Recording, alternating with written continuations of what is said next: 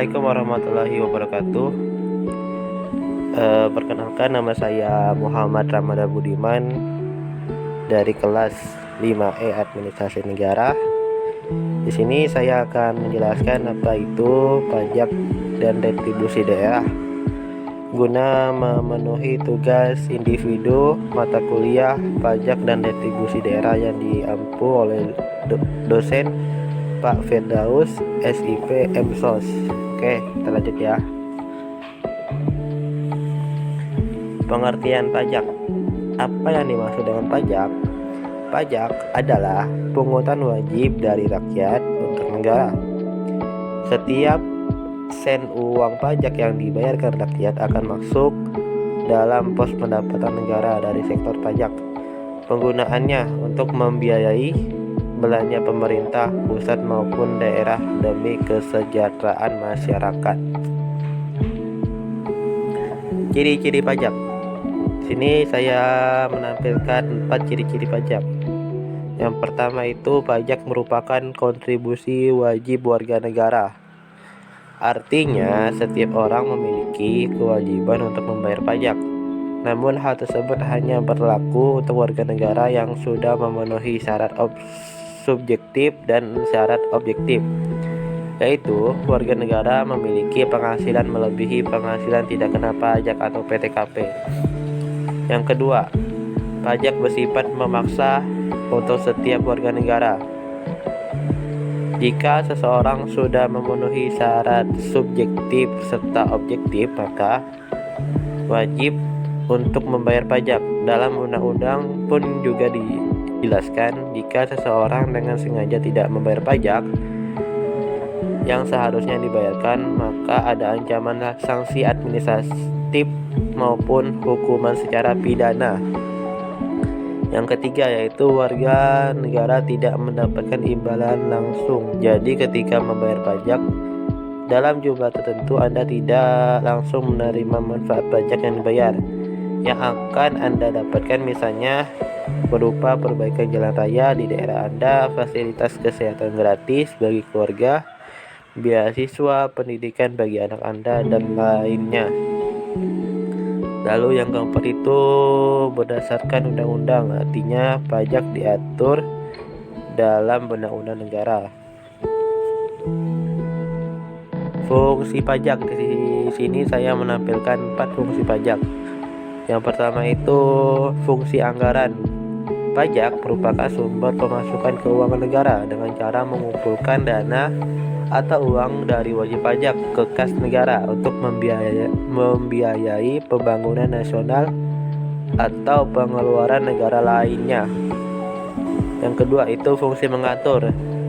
Fungsi mengatur itu ada 2. Yang pertama, pajak dapat digunakan untuk menghambat laju inflasi. Yang kedua itu pajak dapat mengatur dan menarik investasi modal yang membantu perekonomian agar semakin produktif. Lalu fungsi yang ketiga yaitu fungsi pemerataan. Pajak dapat digunakan untuk menyesuaikan dan menyeimbangkan antara pembagian pendapatan dengan kebahagiaan dan kesejahteraan masyarakat. 4. Fungsi stabilitas. Pajak dapat digunakan untuk menstabilkan kondisi dan keadaan perekonomian seperti mengatasi inflasi pemerintah, menetapkan pajak yang tinggi sehingga jumlah uang yang beredar dapat dikurangi. Jenis pajak berdasarkan sifatnya. Di sini ada 2 jenis pajak berdasarkan sifatnya. Yang pertama, pajak tidak langsung, yaitu indirect tax.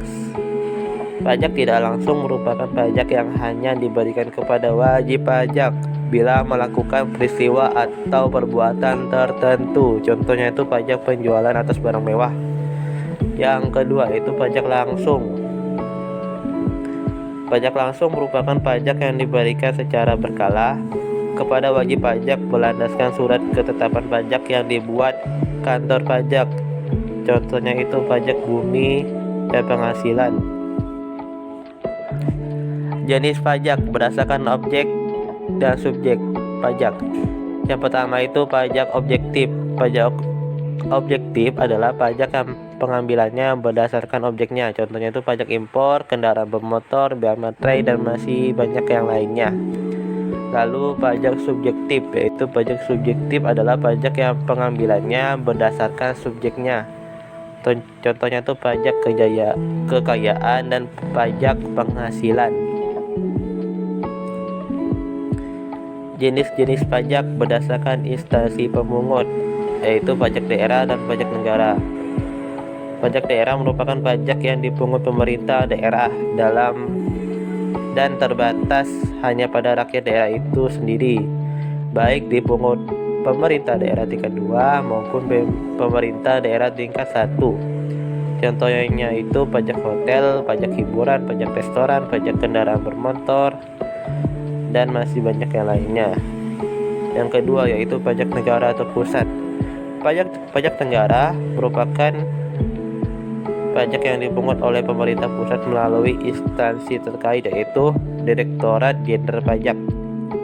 Contohnya itu pajak PPN, pajak penghasilan, biaya materai, dan pajak perkebunan, perhutanan, dan pertambangan. Manfaat pajak. Di sini saya menampilkan 3 manfaat pajak. Yang pertama itu membiayai semua pengeluaran negara seperti pembangunan nasional, pembiayaan penegakan hukum, keamanan negara, infrastruktur ekonomi, pekerjaan publik, subsidi, serta biaya operasional negara dan lainnya. Yang kedua itu memberikan perlindungan terhadap barang produksi dari dalam negeri. C. Menstabilkan kondisi keadaan perekonomian di Indonesia. Jenis-jenis tarif pajak di Indonesia. Secara umum, tarif dapat diartikan sebagai besaran nilai yang dikenakan untuk barang tertentu. Jika dihubungkan dengan pajak, maka tarif adalah besarnya nilai yang menentukan besaran pajak yang harus dibayarkan oleh wajib pajak kepada pemerintah. Tarif pajak yang berlaku di Indonesia. Ada 5 tarif pajak yang berlaku di Indonesia. Yang pertama itu proporsional flat tax rate, yaitu atau tarif pajak proporsional, yaitu pajak yang menggunakan persentase tetap pada pajak. Artinya, meskipun nilai objek pajak dalam artian mobil, motor, dan lainnya naik, ini tidak akan mempengaruhi persentase tax rate yang dibayarkan. Meskipun harga mobil naik, itu tidak akan mengubah tax rate yang akan dibayarkan. Yang kedua itu ada progressive tax rate atau tarif pajak progresif. Ya, ini jenis pajak yang memiliki tingkat tax rate yang besar. Peningkatan tax rate ini mengikuti pendapatan dari pengenaan pajak, yang artinya jika dasar pengenaan pajak semakin besar, maka tarifnya juga semakin besar. Biasanya progressive tax rate ini berlaku untuk pajak penghasilan atau PPh. Yang ketiga yaitu degresif tax rate, yaitu atau tarif pajak degresif. Jika persentase tax rate untuk progressive tax rate besar, maka degresif memiliki tax rate yang lebih rendah. Semakin besar dasar pengenaan pajak, maka tarifnya justru semakin rendah apabila berlaku adalah degresif tax rate.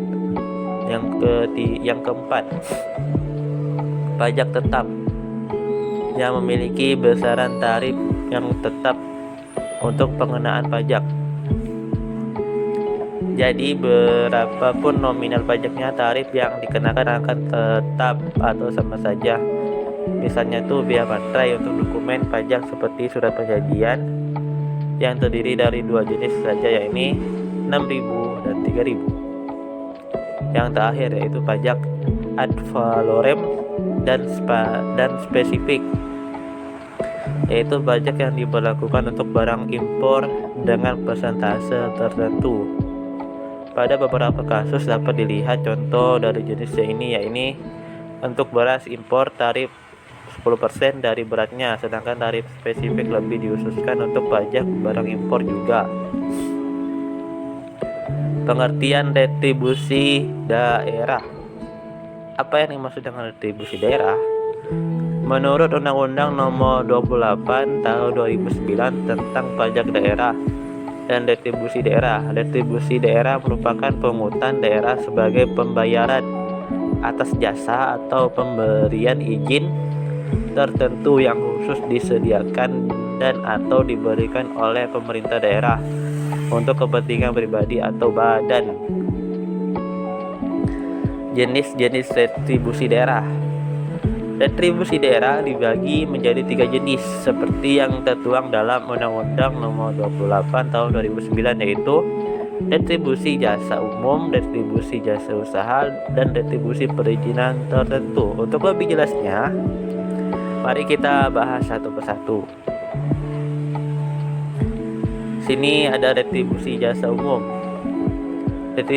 Retribusi jasa umum ada banyak. Sini ada retribusi pelayanan kesehatan, lalu ada retribusi pelayanan persampahan atau kebersihan, retribusi penggantian biaya cetak KTP dan akta catatan sipil, retribusi pemakaman dan pengabuan mayat, retribusi pelayanan parkir, dan retribusi pelayanan pasar. Lalu ada retribusi pengujian kendaraan bermotor, retribusi pemeriksaan alat pemadam kebakaran, retribusi penggantian biaya cetak peta, retribusi penyediaan dan penyedotan kakus, retribusi pengolah limbah cair, retribusi pelayanan tera-tera ulang. Lalu ada retribusi pelayanan pendidikan, retribusi pengendalian menara telekomunikasi, dan retribusi pengendalian lalu lintas. Lalu pembagian retribusi perizinan tertentu. Di sini ada banyak retribusi perizinan tertentu, yaitu yang pertama retribusi izin mendirikan bangunan. Yang pertama itu retribusi izin mendirikan bangunan atau IMB. Lalu ada retribusi izin tempat penjualan minuman beralkohol. Lalu ada retribusi izin trayek, ada retribusi izinan gangguan, retribusi izin usaha perikanan, retribusi perpanjangan izin memperkerjakan tenaga asing. Lalu pembagian retribusi jasa usaha, yaitu ada retribusi pemakaian kekayaan daerah, retribusi pasar grosir atau pertokoan, retribusi tempat pelelangan, retribusi terminal, retribusi tempat khusus parkir, retribusi tempat penginapan atau villa, retribusi rumah potong hewan, retribusi pelayanan ke pelabuhan, retribusi tempat rekreasi dan olahraga, retribusi penyeberangan di air, serta yang terakhir itu retribusi penjualan produk usaha daerah. Lalu manfaat retribusi daerah. Di sini ada 4 manfaat retribusi daerah. Yang pertama itu sumber pendapatan daerah. Retribusi daerah merupakan salah satu pendapatan asli daerah yang termasuk dalam APBD. Lalu yang kedua itu sebagai pengatur kegiatan ekonomi daerah. Retribusi daerah yang diperoleh nantinya akan digunakan sebagai pengatur kegiatan ekonomi daerah oleh pemerintah daerah. Lalu yang ketiga itu sebagai stabilitas ekonomi daerah. Retribusi daerah merupakan modal penting untuk membuat solusi seperti lapangan pekerjaan, mengontrol harga pasar, dan lain sebagainya. Retribusi ini mengatasi berbagai masalah di bidang ekonomi. Lalu pemerataan dan pembangunan pendapatan masyarakat. Retribusi daerah yang diperoleh nantinya akan digunakan sebagai pemerataan dan pembangunan pendapatan masyarakat. Perbedaan pajak dan retribusi daerah. Berdasarkan pajak hukumnya, kalau pajak itu peraturan pemerintah, peraturan menteri atau pejabat negara yang lebih rendah. Sedangkan pajak hukum retribusi daerah itu ada Undang-Undang Nomor 6 Tahun 1983 Undang-Undang nomor 7 tahun 1993, dan ada Undang-Undang nomor 8 tahun 1983. Lalu berdasarkan objeknya itu pajak, yaitu orang yang menggunakan jasa pemerintah dan pelayanan umum seperti kesehatan, terminal, pasar, dan lain sebagainya. Lalu berdasarkan objek itu retribusi daerah, penghasilan, barang mewah, kendaraan, laba perusahaan, dan lain sebagainya. Berdasarkan balas jasa, kalau pajak itu didapatkan secara langsung, kalau balas jasa di retribusi daerah tidak didapatkan secara langsung. Lalu berdasarkan lembaga pemungut di pajak itu yaitu Dinas Pendapatan Daerah atau Dispenda. Lembaga pemungut retribusi daerah yaitu dipungut oleh pemerintah pusat atau pemerintah daerah. Ini sumber referensi yang saya lihat di internet. Baik, terima kasih. Itu penjelasan singkat tentang pajak dan retribusi daerah. Apabila suara saya kurang jelas atau terlalu cepat, mohon dimaafkan. Sekian, terima kasih. Wassalamualaikum warahmatullahi wabarakatuh.